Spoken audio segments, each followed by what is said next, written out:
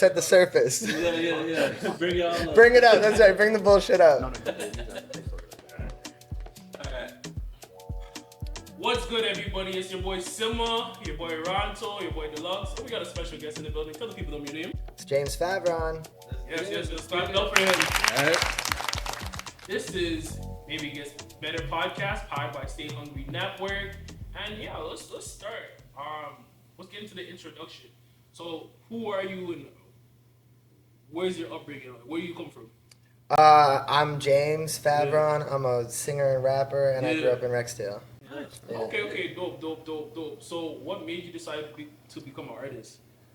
I started drumming and breakdancing in church when I was a kid. Okay. So that's how I got into like music and performing, and then just stuck with music for my teens, played drums in bands and stuff, and then it's the only thing that I've been loyal to. So so that's and it's been loyal to me. So it's a healthy relationship. Okay, so what is one of your biggest inspirations getting into like just music and your journey? Like as far as other artists, or like other artists, or like even people around you, like maybe like you've been in a situation with somebody where just like they said, yo, like you have a talent for this.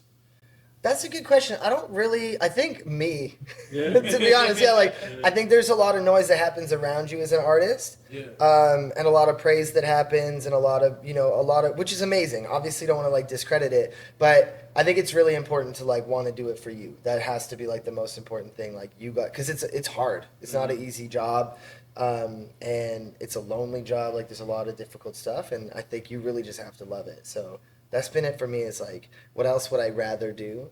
Yeah. It's not really. Follow your passion. Yeah.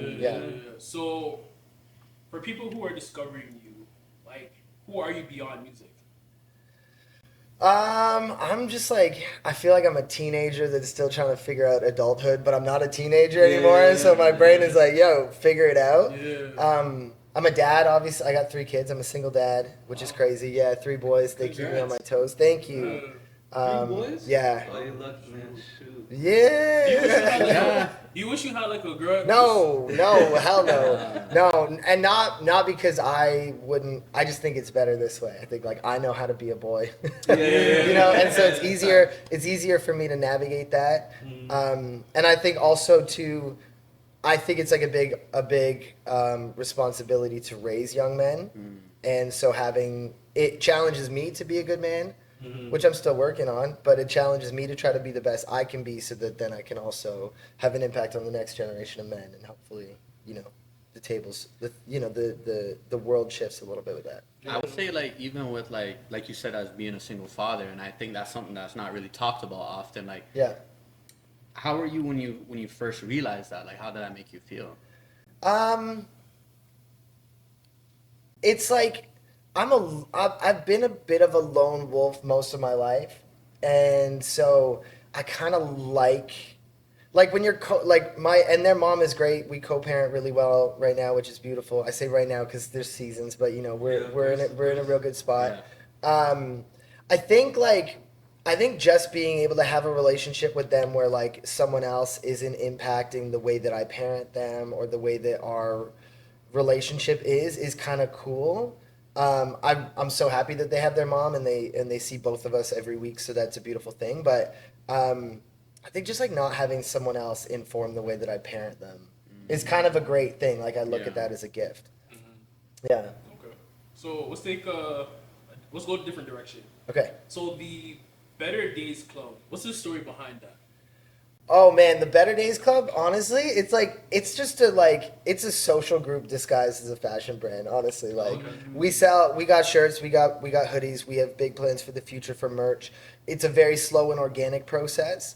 And it really started with like me just wanting to make cool pieces for my own like wardrobe for stage. So started doing that, and then people were like, "Oh, this is dope. Can we buy some of this?" And I was like, "No, these are my clothes." So then I was like, okay, I gotta like sell something. So I just started making the like t-shirts with the embroidered logo on them, and people liked them and bought them, and started doing hoodies and stuff. And really like the merch sales fund our social things. So we have our like clubhouse in Hamilton We do a Halloween party every year. Is that what we were talking about off camera? Yeah. Okay. Yeah. And then we do our festival, the Big Summer Kickback, which we did our second year just a couple weeks ago.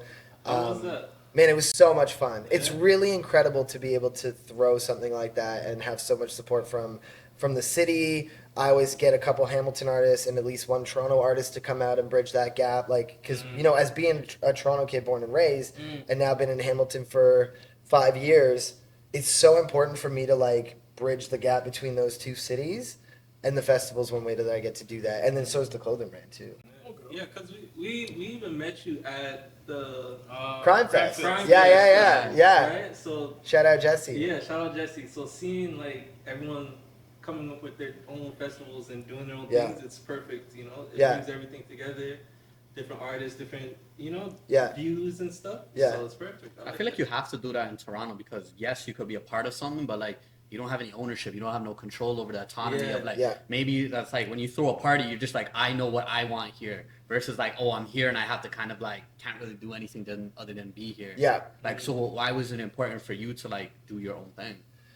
I mean, I got to put on shows anyways. Yeah. You know what I mean? Like I perform, that's my job. I got to put on shows. So if I'm putting on a show for me to perform, why not get some friends involved, open up the opportunity for other people to perform, bring in other vendors, you know what I mean? Like it just makes sense for me. Like community Yeah, like, exactly. It's like community building. Right? Yeah, it's all about everyone should eat. Yeah, facts. What was the biggest takeaway that you had from those interactions, like, you know, setting up the events, performing, all that stuff? I mean, I think just that, like, relationships go a long way. Okay. Everything is built on relationship. If you think about, like, what can I offer someone else? How can I serve somebody else? Then people will want to collaborate with you. That's like, I think people don't realize that. And a lot of people go, especially in this industry, you know, it's like me, take. What can I get out of it? Everyone's like, you know, who do I want to get close to because it can like benefit me with clout or whatever. I think if you really like, if you come at it from a position of like, what space can I create for other people? Yeah. Other people will get involved. And then when you want to reach out to other people who are above you that you want to get involved, there's karma in the universe, and then they also chances are going to be like, oh, this is dope that you're doing this thing for a bunch of people. I'd love to get involved and support that. It's a way different thing. They'll bring them in much faster. Yeah. So what kind of kid were you before the music and the clothes? Same kid I am now, just an idiot. I'm a troublemaker, man. I don't drink much. I don't smoke much because I get into enough trouble on my own. I was just telling a friend yesterday, actually, like growing up in Toronto, I got kicked off the school bus in grade 5. So I had to start taking streetcar to school. Oh, shit. And like at 10 years old, I couldn't imagine, like my middle kid is turning 11 on Monday. Wow. So like I couldn't imagine my kid like taking the streetcar from like Mimico to Long Branch for school now. Times are different. But that's what it was, you know, and like that's always been me. I'm just an idiot. And I'll never change. Fuck off. Leave me alone. You know? Okay, so what's the most personal song you've ever written? Ooh, man. Most of them.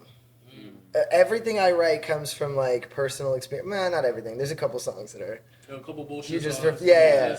But even that, I think like I always write from a position of my experience. I think probably the most. They're all. I think my favorite one is "Grow Up" because that is like the one that I relate to the most. I mean, hindsight's always 20/20. I think we were just talking about a scary movie. Yeah. I think some of those didn't age well. There was definitely movies from like the 2000s that didn't age well. Yeah. But then at the same time, I think Scary Movie did age well in a lot of ways. And I think comedy is one of those places where like there needs to be different rules than the rest of society. I think music is one of those places where there needs to be different rules than the rest of society. I think like, you know, when you see songs getting used in court cases and stuff, obviously sometimes there's validity to that, but a lot of the times it's like it's nonsense. It's like just talking about the culture or whatever. It doesn't necessarily mean it's real storytelling. But But yeah, I think it's really important to be mindful and to keep an open mind about other people's experiences and navigating that. But I also think like growing up in Rexdale, like racism was part of friendship. You know, like it wasn't racism. It was like, you know what I mean? It was like it's like I know you because I know your culture, and you know me because you know my culture. So we could rag on each other, and it's funny. And now it's a lot different, and we have to be more sensitive about that. And with the internet being a different space, and things being so clippable, and like it's not even necessarily. It's crazy because like, you know, y'all could throw up a podcast, and it could be everything you put out is meant well, and then someone could take your clip and clip it. Yeah. And just make you look crazy, you know? It's like, god damn, like you can't. It's so. At some point, if you're living a sort of like public facing career or life, you just gotta accept it. Like TMZ's been around, you know, like it's part of the. But I think that really ties into the point of like digital footprint, right? Like it depends on like what you want to do with your life. Like, and that's why it's really hard because like you said, I've done a lot of work out in Rexdale. Like I do a lot of community work, and the thing is that like the way that you want to promote your personal brand is not how another organization wants to do that. So then you have to find, like you said, you have to find your own brand to kind of be like, all right, you know what? I'm not gonna be too edgy, but I'm not gonna be like paint on a wall and be dry. Bro, that is the like. It's like a middle ground that you have to have like But that's the chaos that I struggle with regularly because like. I work in schools in Hamilton with the art gallery in Hamilton. I teach a beat making program with kids and stuff. And then I have a song about eating pussy. Like it's hard, you know, to like. Wait, pause. You're not just gonna throw that in. Listen, it's out there on the internet. I just mean like trying to find that balance is crazy because like I want to be myself. I want to say my ratchet shit. I want to have fun. I want to be crazy. But then I also have to navigate that the like, you know, the professional world that I live inside of too. And Canada, I think, is harder than the States in the sense of like social like etiquette. I think etiquette would be the best word, like acceptance in terms of that. Yeah, you have to be really careful in Canada. In the States, like, the wilder you are, the higher your chances are. You mentioned that, and I'm thinking we as Canadians view the States as such a crazy and, like, lawless place to some degree. We use the States as case studies. That's because we don't have a lot of, like, things to go off of or, like, spectacles. But in the States, that's just a Tuesday. It's normal. It's like, I think to some degree, it's kind of good that we have that like social. I think it's social shame to it. Shame, like, there's shame. Like, in Canada, there's shame because like, I'll be like, so I heard you did that 2 weeks ago, and I saw you. They're gonna bring in the States. They're like, yo, I did that. So what? Yo, that's crazy. I fuck with that. Yeah. And I feel like it gives people that kind of notion like, yo, we don't accept crazy behavior to some extent. Like I just recently seen somebody like. Shoot firecrackers out of a car. Like we don't do that out here. Like, so like seeing that is we like, did growing up. I mean, it's not as common. It's not as known because now they're recorded. Now it's everywhere. I feel like in the States you'll see something like that every day. And it's like that's just like you said, a Tuesday. You know what I'm saying? So my overall point is like I think to some degree it's good, but like you know I feel like freedom of speech, freedom of expression to another degree is also. Should be a little bit more acceptable. It's kind of necessary in the arts. You know, I think if you look at most artists who have like gone to a very high level, there's a season in their career of like shock value. You know who's a good example of that? Eminem. Tyler, like there's a lot of people who really went through that, who had to go through that like wild shit just to like get your attention. And I think it was younger. Like when they were younger. The baby. When he used to go around wearing diapers. Oh, yeah. And was it Doja Cat, like, did that video where she was like a cow? Yeah. So sometimes you have to take a mockery of the artistry to, like, be known. And people are like, oh, shit. Because, like you said, you could do a lot of, like, positive things for the youth, this and that. But that song about eating pussy is what really matters. Like, what? But you know what's so funny? Not everybody can transition from being in that space to another space. So you know what that is? That's a longevity game.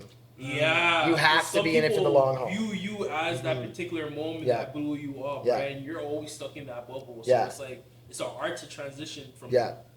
No, you gotta. It's gotta be a long game plan if you're gonna make that move. You gotta look at it as like okay, we're going for 20 years here. The next 2 years, I'm going to just do the wildest shit and just get everyone's attention as much as I can. And then I got 18 years to like clean up that mess. Yeah. And by the time, like M's a great example of that because when he came out, it was crazy.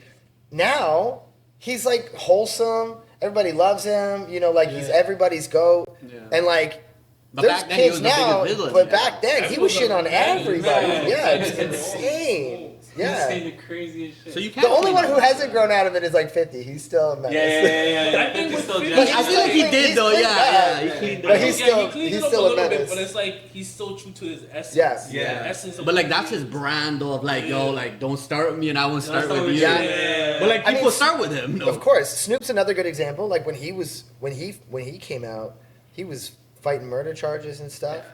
And then now he's like working with Martha Stewart. Like, come on, doing cooking shows. You know what I mean? Like, so if you play the really long game, you can clean up that mess. But I think most artists are afraid of that digital footprint or the like artistic footprint. And then also, we do live in such a like short attention span culture now that the idea of like having a long career in music or in art, it's hard to really get your head around. Yeah. And so then that's, I think, specifically for me, that's the one thing where it's like, well, don't get too crazy because like, you don't, if you only got 5 years, you don't want to like waste 2 of them on shit that you're like going to regret or whatever. Mm-hmm. So it's finding that like mental stamina to really believe in the long haul. Yeah, you don't want too much of a big mess to clean up. Yeah. So let's get into our segment. Choose one.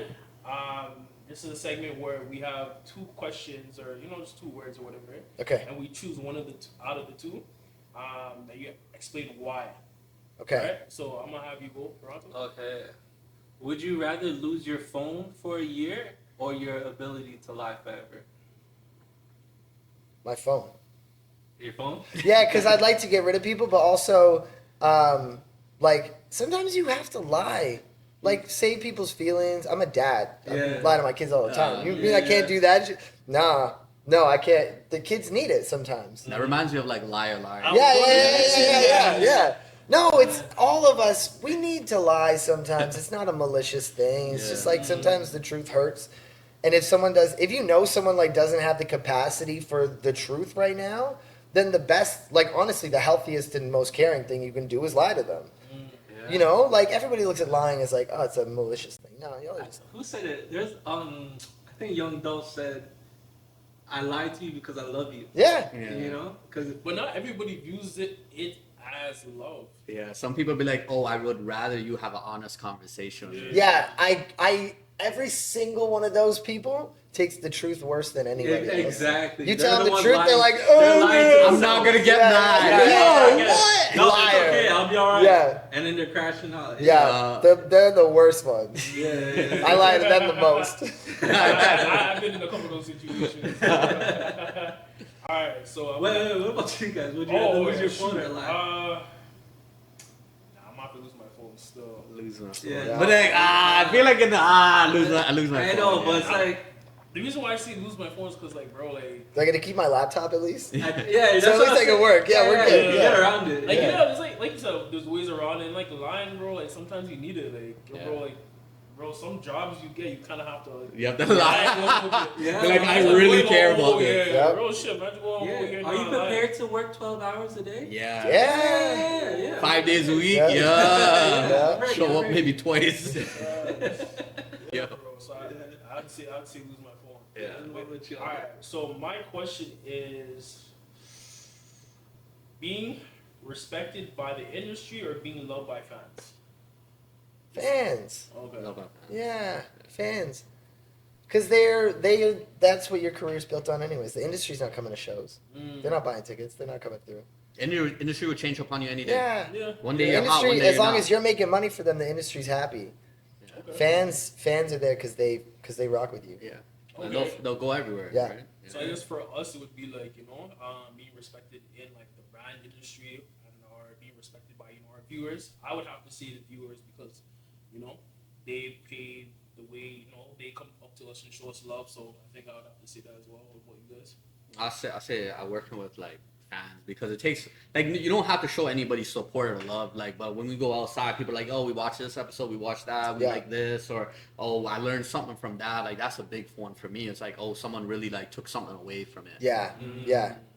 Plus, brands only come through when you got fans. Yeah, exactly. Your engagement. Yeah, really and truly. Yeah. Without the fans, there's really nothing to talk about. But I feel like some people don't, like there's a whole stigma of like, oh, the fan name, right? Like, oh, like someone would be like, oh, like I'm not her fan, but I watch your stuff, and it's like there's nothing wrong with that, right? Like especially in Toronto, I feel like just like no one really wants to come on and be like, yo, I love those guys right now. Like they'll come and be like, yo, like in person, like, yo, I watched that, but like I never saw you. But they only do that when you actually hit big. Yeah, you hit big, 100%. Or like you don't need their validation. Yeah. Then they'll be like, oh shit, like I'm not gonna give you that because watch you guys. I love you. Yeah, but I don't want to go to your head. I was like, brother. I'm not gonna lie, I'm big on giving people their flowers while they're there. Like, if I see like somebody in the city that has done something, I'm like, yo, like shout out to you, like I've watched your content, like and I feel like people do it to kind of to us, but it's more so like, I don't know, it kind of feels a little fake a little bit. A little bit. Like I don't know if it's genuine, and I think I don't want to throw shit to anybody, but like I just feel like I think once we get to that point where we're bigger or whatever, or anybody's bigger, you'll start to see it more as you go and it's more authentic. So it really just is what it is. But shout out to the fans that actually, tune in and actually, share stuff and, support and stuff. But, all right, my next question, headline your own dream festival or collaborate with your dream artist? Oh, probably headline. I like putting on a show. I mean, I love collaborating, and like collaborating with a dream artist would be really cool. I would use headlining a major festival as like a door to make that connection to the collaboration. So what festival would it be then? I mean, Coachella's got. See, Coachella came in my head. Yeah, I'm not gonna lie. I was thinking about Bieber's Coachella this year. I was like, like that. No, there was nothing else happening in entertainment for a week. Yeah. Because it was such a moment in the media. But he did it so nonchalantly, and it's like it was more on the performance. Yeah. For the fans, like old songs go on YouTube, like like. But that's how he grew up though, so it's kind of true to his brand and his upbringing and everything. So like what was the man in like Niagara Falls singing on like the steps or something? And Usher found him or something. I watched the video of people saying that like his mom used to upload videos of him singing, and that's how people start to like gravitate towards 100% his content. So it's like a full circle moment. That's exactly what it was. That's why everybody was talking about it. He also made a bag off that performance because they get a performing fee, and then out of that performing fee, obviously you put on a show, right? Yeah. His show cost him like $200. Yeah. So he made like $10 million off that show. Whereas like Sabrina, who put on a massive performance, that probably cost her $3.5-4 million to put on. So that you counter that against your performance fee. But that's a testament to his longevity and his history. Like I feel like once you build such a solid fan base and just a story that has a strong foundation, you can do stuff like that. Yeah. Where it's like you don't have to go above and beyond to go do a performance. Like your fans want to see you and like your upbringing and all that stuff. Yeah. He's another great example of the longevity game too, because he wasn't doing shock value stuff, but like everybody hated Bieber for like the first like at least guys like I know like when like young Bieber couldn't stand him, like the hair flick and the purple outfits and stuff, and like the girls loved him, but I think that's what everybody did. And like you couldn't, maybe I think it was like I just found him annoying, but I mean he was a kid, like. And we were younger at the time too, so it was closer. But I think that's another great example of he just like kept at it, and he never gave up. And now like so many grown men are like, yo, Bieber's the shit. Like I rock with Bieber hard, right? And I think it just and like now like Baby's a banger. Like I will listen to Baby now. When Baby came out, I was like, turn this shit up. It's annoying. Baby was everywhere. It was everywhere. It was repetitive. It was just. Like the target audience that they had was for like young preteens and stuff. So like it was just always hated on, and honestly I remember not liking it now. Like I fuck with it every so it's the nostalgia. It was a moment in time. And like people are calling you unks and shit, so it's like damn, like that was like one of the first songs to have like a bill on YouTube. Yeah. Oh, it was. Yeah. There wasn't a lot of songs. And the video was nice too. Like when you look at it now, it's like oh shit, like it pioneered a lot of like Mindless Behavior, all this other bands. Like, it was there. It's so crazy because we all forget that Ludacris was on that song. I know. Ludacris been on side quests. Luda was one of my like biggest influences musically growing up. It was M and Luda. Those were like the two, because that like he's just so funny. Yeah. Like underrated comedy in the lyrics. Like you know what I loved about his music? It had personality. Yes. So you can tell as he was rapping, like, and the videos and like, all that stuff. I love watching his videos was crazy. Yeah. With the big arms. Yeah. And his big head and roll out. Like, he was always up to craziness. And like him and Busta Rhymes. Busta too. Yeah. I swear he did a new music video with that old style. Who, Ludacris? Yeah. Really? Yeah, he put out a new video not so long ago. You can watch it. I'm gonna have to check it out. He had the big arms and stuff again. It was cool. Nice. All right, one more before we move on. So, one platinum album or a 20-year career? So 20-year career. Okay, so it's kind 20-year career for sure. Yeah. Man, keep the plaques. I don't need it. As long as I got enough money to like live nice. Yeah. So what's your reasoning for it? Like, let's go deep into it. Like, why a 20-year career? And like, I'm gonna give you some more conditions. Okay. Because I feel like that was too easy for you. 20-year career. 20-year career, but you don't, like, you're underground. You're not in the mainstream. 20-year career underground. But like, are my bills paid? Yeah. Yeah. Okay. Yeah, man. I just want to be able to do this. I don't want to like. I don't give a shit about a plaque. As long as the money's being made, you get to do what you love. Why not? Most of those plaques are paid for anyways. That's true. Streams are bought.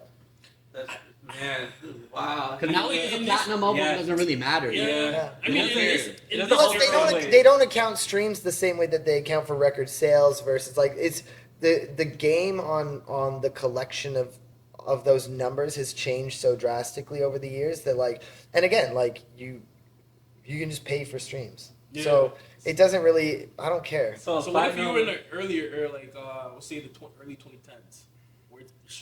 Let me pull a J. Cole, drive around with the albums in the trunk, and like sell the albums. Yeah. I did a mixtape a couple years ago. We did a print magazine with the CD. I burned the CD at home and wrote the like thing on it. Like I'm still about it, like that's people just don't have CD players, so you're kind of.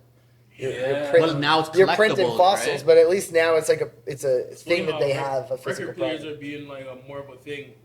Yeah. Well, because records are less, like CDs are fragile. You scratch it, it's fucked. It's done, right? So records have proven to sort of stand the test of time, and become multi-purpose. Because then DJs can use them in their sets and like remix things and like do some cool stuff. Also, like release collectibles, like people post them like around their house and stuff. Yeah. We're in a collectible era now, right? Yeah. But I liked how Nipsey Hussle did it because he had like 100 copies, but he sold them for $1,000 each. So then that really just shows like the real people that support you are gonna support you. La Russell just did the same thing. He was selling his album. He sold like, I think, someone bought a copy for like $10,000 or something. Yeah, it's crazy. Wu-Tang did it. Yeah, well, they did. Was that Once Upon a Time in Shaolin where they did like one record? One record. I think the situation was that it got leaked or something. Well, the guy that bought it was in like bank fraud or whatever. So he bought it. Then he was like playing it on stream or something like that. And then he ended up getting like arrested for money fraud. And then I don't know what ended up happening with the album, but. I think it is an auctioned or something. It wasn't. I don't think it was even supposed to be released, or he wasn't supposed to let no one hear it. Yeah. I remember the situation around that time. It was crazy. But what's good? So this is my favorite segment, Pandora's Box, Mystery Box. So how we usually run this segment is that we don't know what's in there at all, right? So we shake it up. We have the guests answer the questions. And then they read it out. After that, we get into a card game, Diary of a CEO. So we answer one of the questions after that. Okay. Ooh. Oh, sorry. Before you see that, so we have this little thing where anything that we get from in there, sometimes it actually is on brand what we're talking about. Okay. Before we open it. It's weird like that. Yeah. Well, I mean, this one's what's a hill you're willing to die on. Okay. We kind of touched on that. Kind of. Okay. So yeah, what's your answer? Ooh. See, this is where like a big part of me wants to be stupid and say some dumb shit. No, like Coke over Pepsi. Which like shout out Coca-Cola. Definitely Coke. Yeah. What's the hill I'm willing to die on? It's actually a good question. I'm trying to think of one answer to that. I'm a movable person. I could be moved. For the right motivation, that's so funny. Oh my god. I mean, I don't think anything is that serious. Maybe that's the hill I'm willing to die on. It's like it's not that serious. You know, like there's not. I grew up in a really religious household, and there's all these like truth, fact, you know, especially around the worldview that comes from the faith. Yeah. And I'm like, well, like where's the evidence? You know what I mean? Like, you know what I mean? And so there's this like there's a difference between like fact and belief. And I am of the belief that like there's very little things that are like truths, like universal fact. And the rest of it is kind of just like what you take on that helps you navigate the world and like survive it. And so with that being the case, like nothing's that serious. Like just chill. I feel that. I would have to say working a 9-to-5 is a scam. Yeah. Okay. Yeah. So, explain. The reason why I say that is because I feel like, and I work in 9-to-5. That's why you know. No. I'm getting ripped off. I know it. I'm talking from experience. I feel like, we were sold the dream of working a 9-to-5 will pay our bills and do this and that. I think as human beings, with just how we are, like from nature, we're not supposed to be structured in the way that a traditional 9-to-5 is. So depending on if you're doing an office job or like a blue collar job, I think more so the office job, and I feel like me sitting down in a clumpy room with no air conditioning and no natural light, seeing friggin' the same people over and over again, like water cooler chats. That's it's not familiar. It's not our nature. Yeah, as for human sure. beings. Yeah. Like, we were hunters gatherers. Our ancestors weren't worried about if we have enough coffee in the morning. You know what I mean? Like, so like I'm saying, like I work at 9-to-5. Like I literally clock in, get my morning coffee. I do the whole night. Hang out at the water cooler. Hey. I do all that stuff. What's up, Jerry? How's the kids? Being in that atmosphere, I'm like, imagine doing this for like your whole life. Like it's insane. I have a new hill. Oh, okay. But wait, yeah. let me just say one more thing. You know how they say, I forgot how the saying goes. Something about you're insane when you do the same thing repetitive. Yeah. You're expecting the same That's the outcome. definition of insanity. You're doing the same thing over and over. And I feel like that's expecting a different result. Yeah. Like working a 9-to-5 and expecting the same result, or you're gonna be rich. No, like you know what I'm saying? It's true. Yeah. Sorry, what were you gonna say? I have another hill to die on. Okay. Not everybody is artistic. I think that's true. Why? Because I just think that there's like, it's okay not to be. Like, some people are analytical. Some people are like logical. It's just, as artists, we get put on this like, I think, pedestal of like, being special, like, oh, whatever. And then so many people want to like be an artist. I know so many people who just like want to be an artist so bad. And like, it's a struggle, and it drains them, and it's like, yo, just don't be. You know what it is? is? Fine. Like, it's not special. You want to do the cool thing. Yeah. It's fine. Yeah. I wish I was better at math. My fucking accounts would be in better order. You know what I mean? Like, I wouldn't have to pay someone to manage my money if I was better with numbers. But guess what? I'm not great with numbers. But I can, like, make shit out of nothing. Like, so, you know what I mean? Like, I think that's, like, something where I'm like, just it's like not everyone is a creative artist, and that is it's okay. falling into your own strengths, and I think like that's the challenge with a lot of people. They see something that they like, but they don't realize that's not what like their strength is, right? Like, I think like you said, if you're good at math, like lean more towards be great at math and find a passion in that. Whereas art is your thing, and that's where you lean more towards. That's what resonates with you, the inner child, like just you overall as an individual, right? So I agree with that still. Yeah. Man, a hill to die on. Like after thinking about it, I have a couple. You kind of sparked it in my head. I would say, I don't think everyone should have a voice. Podcast mics are too cheap. Nah, trust me. A little ladder for the back. Man, you tell me that, and I'm like, bro, shut up. When we started the podcast, bro, everybody, we got this one TikTok comment. It's like, they're making podcast mics too accessible. Yeah. But those are the guys that would never say it to you. Like, they'll just feel that comfort of saying it online. But I've never heard anyone say that to me in person. Never. You never get that. I didn't surely say it to me. Well, let me ask you a better question. What terms are you on? Yeah. What'd you say? What'd you do to her? That's the one that I do. Why'd you leave her on red? Okay, we'll keep that one under. See, that's right. I'm okay with. You're like, bro, fuck your podcast. You guys aren't talking about nothing on there. I'm okay with being the villain. You know what I'm saying? See, you got it right there. You're no matter what you do, you're a villain in somebody's book. So maybe you are the villain. But nah, some people, I don't know. Some people's opinions should be kept to themselves. I feel like, and I understand there's a freedom of speech, freedom of expression and all that, but sometimes you're better off just keep your mouth shut. I've experienced that myself, because sometimes I be saying stuff I'm like, I should have kept it. But that's the hell I'm done. I feel like with the work that I'm doing, because I do a lot of I would say I get paid to have fun, but because I give shoes out to the kids, and I do Air Forces, and I give out like 400 shoes in 2 years. But I feel like sometimes you can't collaborate with everyone.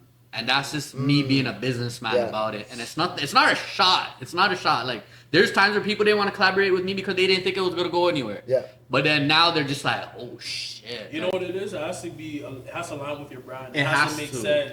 And then sometimes as, like, when you're the owner of it and you're seeing all the risk management, you're just like, down the line, it's just going to kill me. Mm-hmm. And there's not, even in therapy, I'm a psychotherapist in training, and then a lot of times you have to be honest with people and be like, honestly, like, I'm gonna tell you what it is, and it's like, I just don't think that you're right for the brand right now. Yeah. And then you just have to be honest and be like, they might be like, fuck you. They'd be like, like, you're dissing, and it's like, bro, I just told you it wasn't a diss, but like, it's just not aligned with where we're going right now. Like, you gotta appeal to people's feelings when you're dealing with that type of stuff, and that's the hardest part. You don't even have to, honestly. You could just say it for no, you don't. As in a therapist, you gotta say it. You think that the job cares about what you're feeling? I don't care. It depends on the relationship that you're trying to develop, and that's. Bro, they don't care about that. No, but I think on the artist, people, they don't care about that. As a collaborator, though, if somebody says to me like if I reach out to somebody, I'm like, hey, I would love to collaborate with you, and they're like, maybe not right now, whatever. You get the hint, right? Then it's my job to reflect on what I do and what I present to the world and what my artist identity is and what my branding looks like. And if I really, really want to work with you, then I got to spend a little bit of time adjusting my shit, right? Like, okay, this is a connection I want, and I'm not meeting the standard for that. That's my job then. To reevaluate that and reposition. Well, you see how you worded it, you're not right now. You kind of like sugar-coated, basically saying, you're not a good fit. I look at it as, sometimes that person isn't in the space right now, but maybe eventually. I don't want to burn that bridge right now, because you never know how long it may take that person to get. Like, you know how much people blow up and they go to media platforms and they have like a chip on their shoulder, like, you guys didn't fuck with me when I was trying to reach out to you guys, but now you guys fuck with me because I'm hot. 100%. So I look at it as, it's always, you always gotta try to appeal to somebody's feelings when you're trying to say no to them. Some folks, though, it was never gonna it's all right. Gonna make sense. Some folks, you're like, hey, bitch, not ever happening. And that's cool. Like, it's all right. I feel like if some bridges can be burned. Yeah. If you can see the potential in them, maybe I won't. You never know. But see, that's what he said about the potential. Because that's why I even said it with like a level of care. Was like, oh, I'm not saying fuck you. Like, I'm just like, yo, honestly, if you want me to give you constructive, we're doing numbers, and I feel like you have to. I don't want to take away from the work that you need to do. Yeah. Because that's not my job to be like that. Yeah. And because I could just be like, yo, I'll tell you from my own experience. People didn't give me any opportunity until I took it seriously myself. Exactly. Yeah. I always say you never use your mentor, you don't use your partnerships as a crutch. Meaning that you could only be successful through me. Yeah. Now, if I told you that and you felt motivated and you dropped 100 piece on something, like you did a workshop, whatever, and I heard about it, I'm like, all right, yo, now you have my attention. You have my attention, now I can take, and guess what? I had to tell you that to do that. Versus been like, okay, like this is something I need to work on. Do it. You create that network for yourself. Now I'm like, okay, now I could go to Hamilton and feel like, yo, I could bring that to your stuff now and do that. And I'd be like, okay, cool. You never needed me, but it worked well that we did it together. And I think there are cases. That's real. There's cases too where like somebody needs that like hard truth. Like some, imagine you get some dude who reaches out, and this is crazy, but like, say you get some like white supremacist dude who reaches out and was like, yo, let me on the podcast. I got some shit to say. Right? Yeah, right? You're going to be like, bitch, come on the podcast. I'm going to fuck you. No, but you're going to say no, obviously, and like shut them down. And then enough of those experiences might eventually turn into a change of heart for that person. Enough knockouts in the street, enough, those things, which then might eventually they might come back and be like, yo, years ago I was a piece of shit and I was saying some really dumb stuff and I reached out to y'all to come on the podcast and rightfully you said no. But I put in a lot of work and I've changed and I would love to come on the podcast and have a conversation. Because even the conversation, like, and then that conversation is going to be beautiful. But at the time, for you to be like, let's set this bridge on fire, is actually helpful in the long-term growth of that person, right? I think that's even if you disagree with someone, like for me, even if I did, I think that would have been a good conversation. Be like, yo, like, I was actually so confused when you asked me, but like, what about you coming on this podcast resonated? Oh, you know what? I felt like you guys would be honest with me. And then be like, tell me where I was fucking up, and you could have a civil conversation when you don't support what they're doing, and be like, you know what, like for all the other people, like, and then even tagline, we had a conversation with a white supremacist, like, what made you get into that? Like, that's a conversation. I got a question for everybody, or even myself. How often do we go through situations where we actually have real conversations with people that we're turning down? It's not often. No. You know what I'm saying? Like, I think ideally it is good to have those conversations with people, but we don't have those conversations. Like, not everybody knows how to take criticism, rejection, right? Yeah. So that's just like. Although I do like, there's a game I play on the internet called Flip a Hater. Okay. I love. Is it like your own game that you made? It's just I play it myself. They don't even know what's going on. What do you mean by that? You can make a friend out of anybody. Hey, read down the rules. You just find somebody, like somebody comments on your shit, somebody comments on someone else's thing. Like I'll just be on the internet and like see a hateful comment. Be like, yo, tell me more. Let's get into it. And then it hits the DMs, and then. A couple days later, they're following me, and I got a new fan, and they're like, "Yo, I rock with the music. Actually, that's like I play that game. That's it's fun. I was gonna say I like to see that. That's sick. But it's like, to me that reminds me of like, and I want to do this like, because I'm not at the point where I get negative comments online, but like I want to do a section where like I read the mean comments. And but you could do it. You could go on anywhere. You could go on TMZ. You could go on 6 Buzz. Just go on accounts. And find haters and just be like, you're the one today. I'm like flipping you. It's just fun. And those people become like real fans because the reason they're doing that on the internet, okay, there's a ghost. The reason they're doing that on the internet is because they need attention. They want to be seen.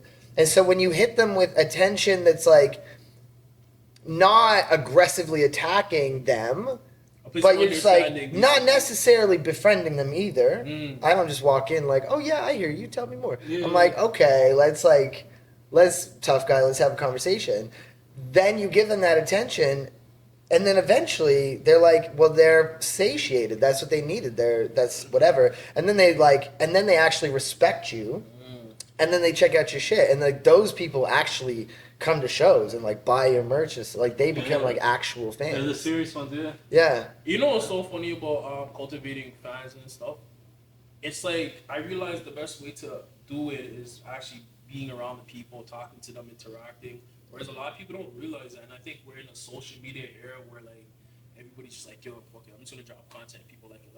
Yeah. But I still feel like you gotta go back to like the old school of touching the people, speaking to them. You know, like this wouldn't happen if we didn't go to Crime Fest and actually have a conversation with you, right? So it's important. Be out in the streets, go to stuff, get off the internet, be on the internet, but get out and be in the streets. I call it having your feet on that. You know what I mean? Like everybody's sitting up, their feet just up in the air, but have your feet on that, touch the people and all that stuff.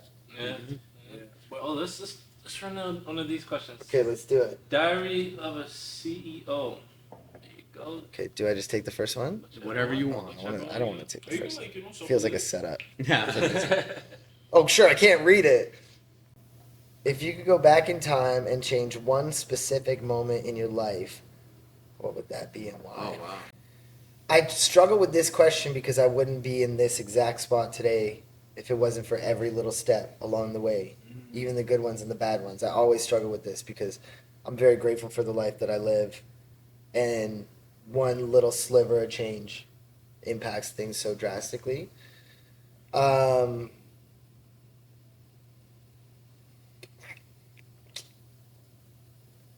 feel like there's got to be something that like I didn't, like an opportunity that I didn't say yes to that I should have, or but nothing. There's not anything that like the only thing I struggle to say. I'm gonna say it because we're having a real conversation. But the only thing that I like, the biggest thing that would change the life that I have now is obviously like not having kids.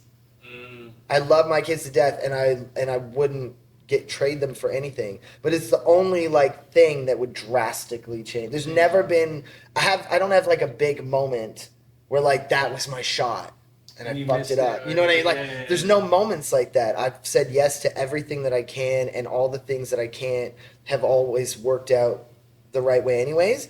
So the only thing that would like really drastically change what my life looks like right now would be like pull out, you know? And not to go from mad sentimental to like silly, but like that's the only thing that I would be like, I wouldn't change it. But is there a curiosity in my head of like, what would my life look like if I didn't, if I didn't have my kids? It's the only major thing. But I wouldn't do it because I love them. They've also made me the person that I am. They like grounded me and gave me a reason to work as hard as I do. And have been like my best friends and my biggest supporters and whatever. Like they are my favorite people on the planet. So I wouldn't get rid of them, but it's the only thing where I'd be like, what's one thing that like my life would look entirely different potentially without that is that. I had a question for you and I wanted to ask you earlier, but it just slipped me. So how did fatherhood change your perspective?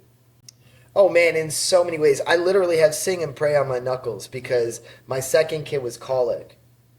And I also have, the youngsters will tell you, which is a quote from the third Cars movie. Oh, wow. Yeah. Love that. Because I want to make sure that like as my kids are growing up in a different world than I did. Yeah. And I want to make sure that I'm listening to them as they get older. And when they tell me like, this is where, culture's going, this is what's important, this is what's happening, I want to make sure that I'm listening to them. So it's on me. Sing and pray was the same thing. My middle kid was colic, and I was young, and babies are hard to settle down. And sometimes when it's 3 a.m. and a kid wakes you up and it has no reason to be crying other than it's just bothered, and you can't solve that problem, it's really easy to get fucking annoyed. Yeah. And that energy then transfers to them and makes it worse. And I realized that like if I start singing or if I start praying, helps me, helps him. So I got it tattooed on me. So it's just like little things like that along the way. It's really challenged me. And then also just like to embrace the reality that like I don't know anything. Yeah. I don't know shit. Like I kind of know what I know, and it gets me by, but like you're kind of figuring things out. Yeah, I don't know who they are. I don't know the world that they live in. I don't know what they're navigating and what they're feeling and what they're going through. And so I have to listen to them. I have to ask them. I have to give them permission to be themselves. So yeah, it's honestly like being a dad is the best thing in the world, and it's the best thing that's ever happened to me. Let's get back on topic though. Back to the question. Can you read the question again? If you could go back in time and change one specific moment in your life, what would it be and why? Okay. So do you guys have anything? One specific moment? Yeah. Man. I have a couple. I mean, for me, it was just like, I think just taking that risk and starting something like, because I have a company called Finding Your Heart. It really blends in all aspects of what I did in my life, like community work, mental health. I had a run-in with the justice system when I was younger. I worked with like shelter youth as well. Okay. So I worked with like youth that were often forgotten, and sometimes they even forgot themselves. So working with this in the industry and working and creating my own brand and notoriety and stuff like that, it was just like I took that risk to create something while I was working the next job, and I had people tell me like, yo, like you should slow this down. This is not it. I'm glad I didn't listen to them. I'm in my year 2. I've won City of Toronto awards. I've won big partnerships. I have grants and other things that I've done already that I was working. On an average basis, I move probably like 40, 50 shoes every 2-3 weeks. Partnerships, interviews, anything you name it. Like different communities are reaching out. And I took that risk and jumped into it. But now I'm at a point where I'm quitting all my regular jobs because I actually make more on my business. So that's my thing was like, I can't really be managed by someone else because I don't really believe in their ideas of what needs to be done. Like my idea, and it's not an egotistical thing because you have to have somewhat of a premise of my idea is going to work. Exactly. You just don't understand it. So you're going to say no because you don't see the longevity. So why am I going to listen to that? Because I've been successful on my own and I do the work of 10 people and I've worked in teams of 10 people. I single-handedly do more. I know that. And to jump into it fully and be like, yo, I'm just going to take this leap of faith. I'm going to work. Obviously, I have a safety net. I have all these other things I've worked to secure this, but I'm so glad I started Finding Your Heart, and I'm the type of person, people don't even know who started. That's what, they don't believe I did it. So then it's just more funnier now because now I incorporate it. I have all these other ventures, but we do it in a creative way. We're working with geniusness. Because as a kid, you're not, you every time you get told you're a genius, people are like, oh, don't let it go to your head. But like, if a child's a genius, let them know. Let them know. It doesn't matter if like, because say for example, Black and Brown, it's not even to make it about, we weren't told we were geniuses. We were told that we were problematic when you go into portables, you're too funny, so they isolated you or put your desk in the hallway. But no one's ever said, hey, you know what, if you're a genius, like, do it like this. You know, I seen a clip on Instagram where a kid was like making fun in the class or whatever, and the teacher's like, all right, say what you guys say. You got a 5. It kind of like stand up. As Kevin Hart, I think Kevin Hart said that. You gotta lean towards like children's strength. So like if you can see that, like you gotta see the potential in that kid. Right? So like, you know that example that you're mentioning right now. It's like Punjabi Timbit. Same type of thing. We had a guy named Punjabi Timbit on our show. He's a comedian. So the same type of thing. He was given 5 minutes. And in his class, and he didn't even realize it. Like his teacher was like, "All right, say what you gotta say, do what you gotta do." But like to see something like that again on Instagram, it made me think like, if you just if you see the potential in the kid and you give them the chance to express that, yo, that might be the next big thing to change the world. All it took was someone to believe, and even for me, my idea was someone believed in the first 7 pairs. First $1,000, and we've gotten tens of thousands after that. It was like the first 7 shoes was the hardest because you never thought the idea was gonna work. And someone looked at me and said, this is gonna work, try it. And I tried it, and then you also have to believe in it too. So you can't just rely on that person, oh, give me a next 7. No, I got in 400 after that. And then people are gonna support you because they're like, oh, you don't really need this, but it's an ask. I always say like, what's your ask? Like the worst thing I could say is no, but also the worst thing I could say is like, just not right now. It doesn't mean it's a no forever. Just not right now. So what's your answer for the question? Let me see. I think my thing was like I took that risk to bet on myself. Bet on myself. And then you said it was Finding Your Heart. I bet on myself. If I could change one moment. So for me, like growing up, I moved a lot. Alright? So if I could go back in time and change one specific moment, I would say I would choose to stay in one spot for a longer period. Because at a point, it felt like every 2 years I had to get up and move and get up and go somewhere else, you know? So I got to challenge you on that. Yeah. So the reason why I'm coming with this energy is that, do you feel like being in those places has helped you have what's the word I'm looking for? It helped you get to the point that you are now, like, because you have to go through different things in life, right? Yeah. And you experiencing all these different things in a short period of time, like, would you say it helped you become the person you are now?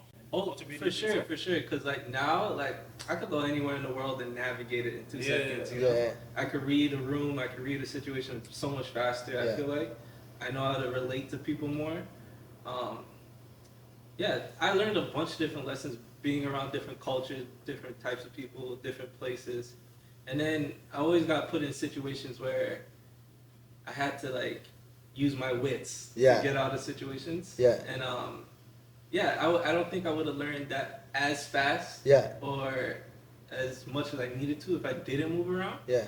But at the same time, I feel like I would like, okay, for instance, you go to school, you meet some friends, you guys start doing certain things, but you can't build upon that because by next summer I'm gone. You know? So that gets stopped and cut right there. And then the next place you go to, you have to restart and do whatever you're doing. So in that essence, I say if I was able to stay in one spot and really build something from the ground up, who knows where I would be today, you know? And that kind of stands out to me. Like that's probably the one thing I would change. Stay in one spot long enough to actually build something to fruition. And get it going. But that's what I'm trying to do now with the podcast. You know, stay and build it up and see what really happens.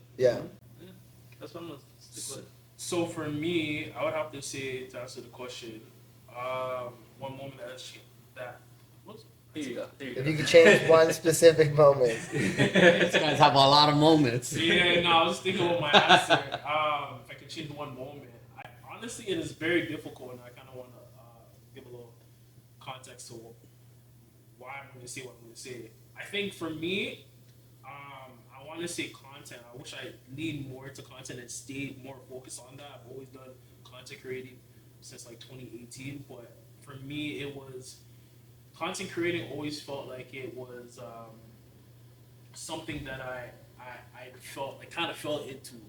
Like I wasn't sure if I wanted to do it or not, and I wish I kind of understood faster that this is what I wanted to do. So I wish I more so doubled down on it earlier than opposed to later, and like actually believed in myself more. Like I think now like I'm more so like like this is what I want to do, but before it was just like I'm iffy about it. Yeah, I feel like that was part of the journey because in order to have confidence, you have to know what it's like to not have confidence. So it's like kind of no one just comes out the womb and just be like, yo, some people naturally have it, I'll give it to them. But then sometimes if you really want to know about longevity, you want to know about what this moment really means, it's the moments that you didn't speak of. And that's why I'm like kind of conflicted and torn with this particular answer, because it's like, yo, like you said, we kind of go through longevity, try to like go through these experiences to understand what you really want. But it's like at the same point, like certain peers that I started content with, they stayed consistent and got to a point where it's like, yo, like I see them, I'm proud of them because they stayed on that path. For me, it was always like, like a teeter-totter, like a seesaw or whatever, right? Where it's like, I don't know if I want to do this, but I do want to do this. So if I was more so focused on it earlier, I think that would really change a lot. But you never know, like that picture of the diamond pickaxe where this person just stops and it's like, yo, you were just right there. Like sometimes you never know. Like you might get in year 5, some people might get in year 1, and it's like you can't compare that journey with what they had because you just gotta do you. You don't know what weight they had on their back to facts. I have another answer, and I think my brain like suppresses it because it is a real answer. And I think it's like the burden that I bear. So when I was like 16, I played drums in this like punk band. We had a lot of fun. We were doing shows. We had like a song in an HBO movie. We were having fun, like doing the thing. It's called Hidden Crimes. It's pretty cool. But I was also, like I said, I grew up very heavy in church. My family was like part of helping a church, like a new church plant in Vaughan at the time, and There was some drama in the band, nothing serious, but I was new to it. The guys were older than me. I was like 16. They were like in their mid 20s. And I made the decision to quit the band and to put my like life towards like the like church. You know, I went to Bible college. I was like did all the thing. I think that was I can't say that was the wrong decision, but it's the one thing that stands out the most of like I wish I hadn't done it. I think I wish because now I'm circled back. Now I'm like back to like being because like I was like, you know, okay, so I'm gonna like build the church and I'm gonna be, you know, become a pastor and get married and have a family and have this beautiful little life and like kind of did that. And now I'm back. I'm single. I do music full time. You know what I mean? Like shit. Like so maybe maybe I'm lucky enough that I'm getting a second shot at the thing that I should have done, which is incredible. But like to be able to not have lost that chunk of time in the middle, it was like would be amazing. That momentum you would have kept it. Yeah, exactly. Yeah. Do you believe in the butterfly effect though? That's really interesting. Like kind of. Yeah. Yeah.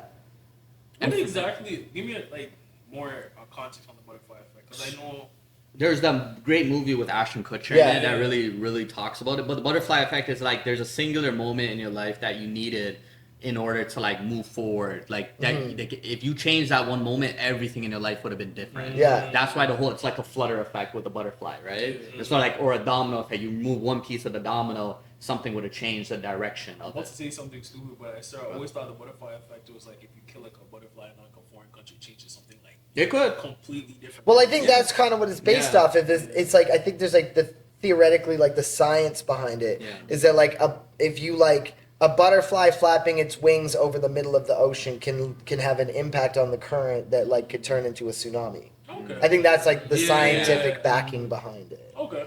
But so basically, I believe in the butterfly effect. Like, I think like, you know, if I change one thing that's like really maybe smaller or major in my life's gonna go a completely different direction. You know what I mean? Like pulling off, for instance. Because highly recommend. Pull out, kids. Wrap it up. Be safe. I don't know.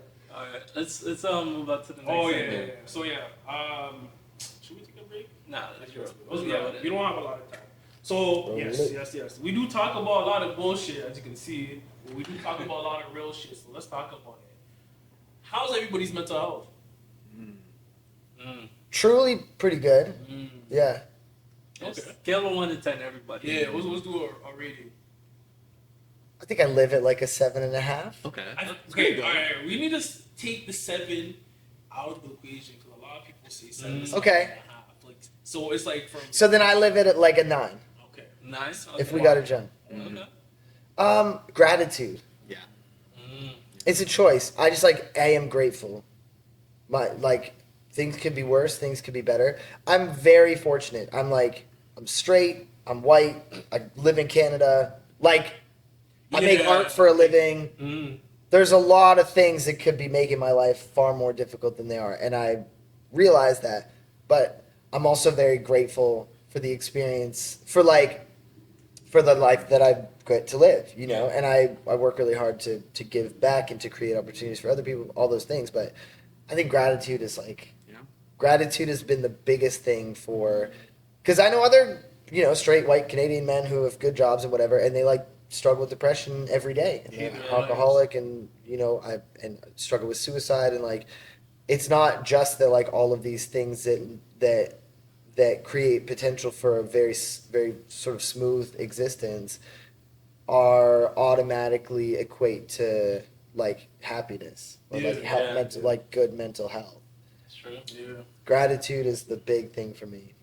Like finding happiness and finding your definition of happiness is always like the challenge with most people. You know what I mean? Like I feel like I'm personally still trying to find that, and like to give you guys like a mental health reading, I'd have to say a 6, just because I think I'm still actively in that space of trying to figure out what do I define as happiness. Man, I would say current time, I would say 8. Because 6 would be too low. to say. And we pulled that 7 out. We got no 7. Yeah. The 7 no, was because I feel like 7 is such a safe number. Yeah. It's not too shit, not too great. Yeah. It's like the perfect in between. Yeah. But yeah, I would say like an 8 because I'm more on the higher ups. I would say. Yeah, a 6 would be a little too low because how everything's going smooth, man. The sun's out. It's not cold. It's not. The snow's not here. Like, we were just talking about soccer and the fans. The fans that come out for that. Yeah, you know, so it's a good time right now. I can't complain. I'll say I'm a 9 because I like what you said, James, about gratitude's a choice, because it is a choice. Because if you think every day is a shit day, it's gonna be a shit day. Yeah. But if you look at the day as like, I woke up today, or today I got a good email. Like I sent out 1 email today. Right, next day tomorrow I'll send out 2 emails. Like I'm fortunate enough that I have people that care about me in my life that are coming to visit me from different countries. I got spending time with people that I care about. There's a point in my life where my ideas are getting me well paid, to be honest. All of that came from like even just looking at past episodes to where I got to now, was that time does heal. And the biggest thing is that people that want you, they're gonna choose you. So I think that was my big ideas. I can't say I did it alone. I can't say that like every day was a chip on my shoulder, because those days it was really great. And there's days that like I learned something from it, even if it wasn't great. So I like you said, I choose gratitude in the sense of like it's gonna get better. Like maybe it gets better, and that's why the name is the podcast, because I think that's what we strive to do. Like before, we're shooting on iPhones. Now we got big cameras, different setups. Like it's the journey. It's the journey, really and truly. And it's like we have guests on a periodic basis, and that means people like what we do. Before it was like we shot this in my basement. We shot this in my basement, and now here we are. We went to New Jersey one time. We're probably gonna do something later on. But we're traveling. We're showing the work. We're doing a lot of stuff. Like, and that's why you have to enjoy the journey. It's not about the destination, it's the journey to get there. So I love where we're at. I'm genuinely proud. Okay, so I have some mental health. Were you going to say something? No, I said I love that. I have some mental health related questions for you. So how do you protect your peace while being in the public eye? It's not that serious. Well, I agree. Like, you know, sometimes if you don't really take things that serious. People are gonna hate on you for any reason, you know, like, and I'm lucky enough that like I've been in the public eye for a while, and if I have any haters, they're quiet to me, you know, so I'm lucky I don't hear a lot of it, and even if I do, again, like I'm happy to have the conversation, like, all right, like hit me. If you want to hate, let's talk about it. Tell me why you really hate me. What about my face do you not hate? Like what? Because I hate it some days too, man. Like I want to hit me as well. But like, I think it's par for the course. All of the good shit and exciting things I get to do it's a trade-off. So would you say you always had that attitude, or is it something that you developed off? Yeah, I think I'm like one of those main character energy people, like from childhood. Like I said, like I grew up like from 6. We were like, I was like breakdancing and playing music in front of people, you know? So I've always been that way. And I like, I think the biggest thing I learned, it's even talking about like, not everybody's an artist. I like at my core, I'm an entertainer. I just entertain through music and fashion and like social media content and those things. But like, the thing that brings me the most joy in the world is just like making people laugh. That's all I like. And comedy's not like stand-up comedy's not the way that I do it, but like entertaining people is what I love to do. So you need people to pay attention to you in order to entertain them. So you got to get that trade-off has to happen. Okay. And one misconception people have about artists and their mental health. That's a tough generalized question because I think everybody has different. I don't know what people's opinions are. So what would you say, like, the misconception people have about you and just like, I see your mental health? that I'm like always good. I definitely present that pretty heavy, and people. Yeah, there's a lot more happening behind the scenes than people realize. there's a lot of time alone in this industry. There's a lot of, you know, even as a parent, like I sacrifice time with my kids to do my job, and like there's all these things, right? So I think that's probably the biggest thing, and like learning how to navigate sharing that, which is why this is like such an incredible space for artists to be able to come and talk about it. Creating opportunity to kind of share that without it becoming the narrative of like what you do or your artistry or that season of your life. I also think like I do talk about it in the music, just kind of, again, I sprinkle some comedy into it, like, yeah. Yeah. Or even like my last song, like Drift Away, my last song was about like mental health, basically. And like, the last line of the first verse is like, I'm not saying that I do it to myself, but I wouldn't be upset if an assassin took me out.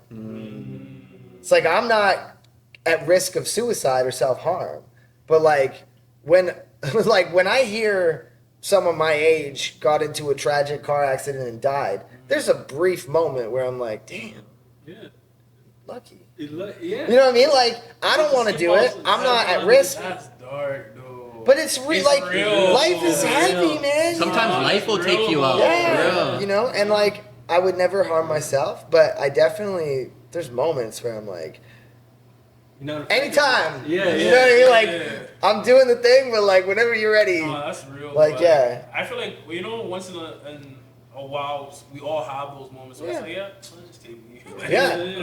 Yeah, some days it's just like, God damn. Yeah. But you gotta be at peace with yourself. You gotta take, you just gotta keep going. It goes back to you even talking about gratitude. Like, you gotta remember all the good things in life, and you kind of like, it kind of brings you back to the idea of like, yo, like, what if I actually died at the point I wanted to die, or unalive myself? Like, it's like, when you realize all the beautiful things that you have in front of you, it's just like, okay, like, you know, like, it makes you even more grateful. Yeah. Like, you know, Grateful. Yeah, grateful. I will say gratified. Grateful, to say, but But you guys have any more questions? No, I think we covered everything, honestly. Shit, it's been a great episode so far. Well, that's been our episode. Thank you guys for tuning in. Thank you for coming through. Absolutely. Is there anything coming up that you want to let people know about? Oh my gosh, there's always stuff coming up. July 9th, Hamilton Arts Awards in Hamilton. I was nominated, so that's pretty cool. Thank you. Off to LA again at the beginning of July for some work, which is going to be cool. Headlining 905 Fest in Hamilton in August 23rd. Can we go? Absolutely. Okay. It's a free outdoor music festival, so come through. Sunday, August 23rd. Where can the people find you? Instagram, mostly, at James Favron. Okay. At James Favron. I got lucky. I got my real name. And that's like where I live mostly. Yeah. Nice. Okay. So like I was saying, that's been our episode. Thank you for coming through. You know, a lot of insight, you know, your perspective on music and just life and fatherhood. We greatly appreciate that. We see that, you know, what you've been doing with performances and, you know, just our last interview, our last short interview. That was great even having you. You guys go check it out, our Crime Fest video. Like, comment, subscribe, and that has been our episode. Peace.